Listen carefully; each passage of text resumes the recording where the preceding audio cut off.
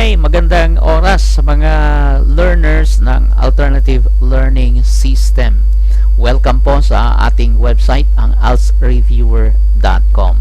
At kung inyong titingnan ang ating website, meron po tayong kaunting may share upang matulungan po kayo sa inyong pag-aaral ng Alternative Learning System.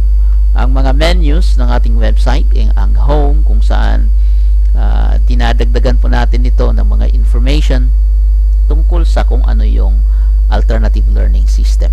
Alright? Sa bandang practice test, ito po yung aming gustong ipakilala sa inyo na malaki ang may tutulong sa inyong pag-aaral. Dahil ang mga skills na aming tinitingnan sa bahaging ito ay makakatulong sa inyo upang masagot ng wasto ang mga katanungan ng Alternative Learning System A&E test. Okay? So, ang sample natin dito, yung English practice test. Merong direction dito. Choose the best answer by clicking on the button of your choice. So, mamimili po tayo. Babasahin ang tanong. At halimbawa, you are calling your friend Jake and his father answers the phone. Which statement is appropriate for you to say? Okay? So, mamimili kayo kung gusto nyo sa anong gusto nyong sagot dito. Halimbawa lang at gusto nyo ng C. Try to submit your answer. Kakaroon po kayo ng response mula sa browser. Nasabi niya incorrect yung ating napili. So, babasahin natin ngayon explanation kung bakit incorrect.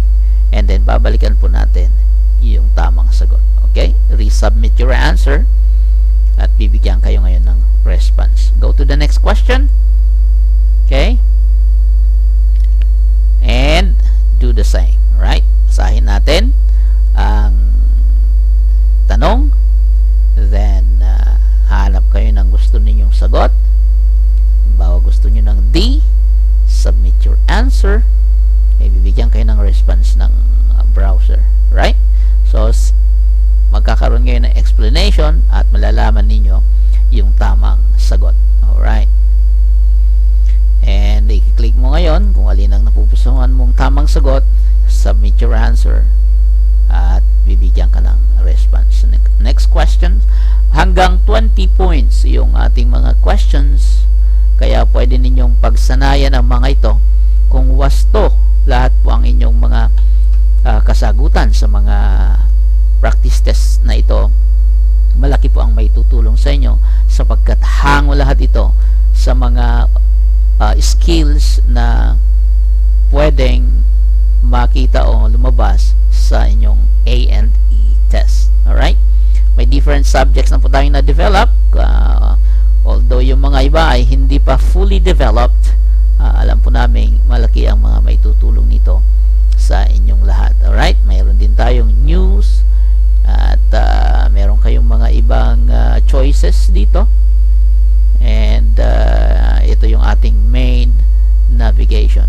Pwede kayong pumunta sa iba pang mga menus at ito yung isang aming ding ipinapakilala, yung essay menu natin kung saan naglalaman ito ng mga tips on how to write essay, tips in writing an essay, yung ALS titles na maaring lumabas sa inyong test, mga list of titles ito.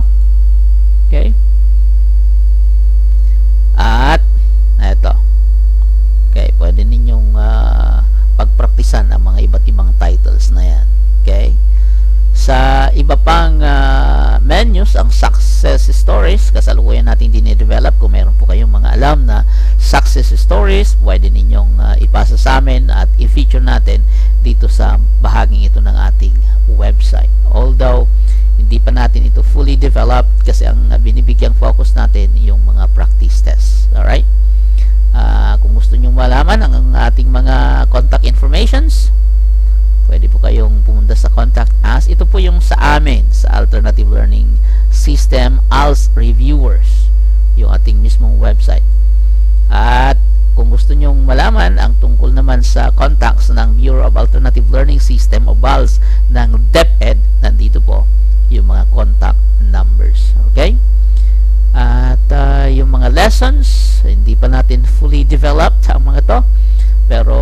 go along, we are still developing this site. Ebooks, in the future, we will be having downloadable ebooks para naman makatulong po sa inyo. About us, kung gusto nyo malaman ano ba ang website na ito, anong pakay nito, at kung paano kayo makatulong para maayos natin ito.